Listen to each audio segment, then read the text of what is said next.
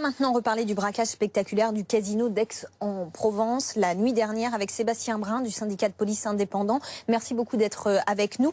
Avez-vous d'abord une piste pour retrouver les braqueurs qui sont toujours en fuite?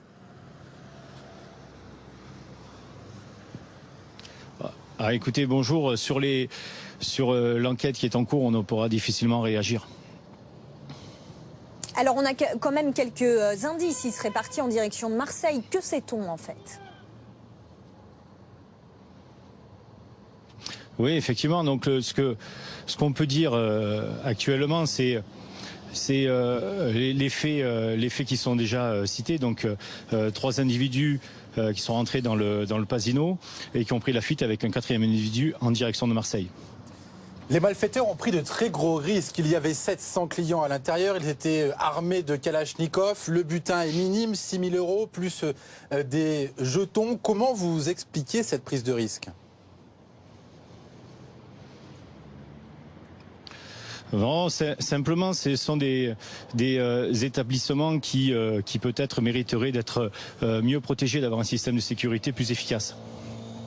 Effectivement, on se pose une question. Comment ont-ils pu neutraliser le système de sécurité d'un grand casino aussi facilement? Quelles sont les failles? Vous savez, ce sont des interventions qui se passent très rapidement. La police est intervenue très vite également, mais les braqueurs étaient déjà partis. Un dispositif de sécurité a été mis en place, mais les malfaiteurs étaient déjà en fuite. Un commissariat de police, le commissariat de police d'Aix-en-Provence est juste en face, Sébastien Brun. Il y a eu 2 braquages également auparavant en 2011 dans ce casino d'Aix-en-Provence. Y a-t-il des choses à faire, à améliorer ? Vous savez, la distance du commissariat importe peu. Comme je vous disais, les collègues sont intervenus très rapidement. La réflexion pourrait être sur la sécurité en elle-même du casino.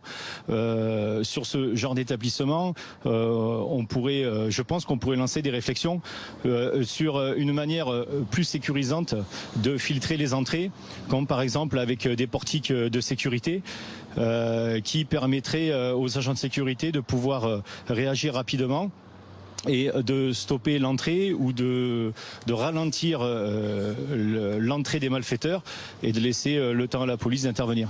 Merci Sébastien Brun d'avoir été en direct avec nous. Et puis restez sur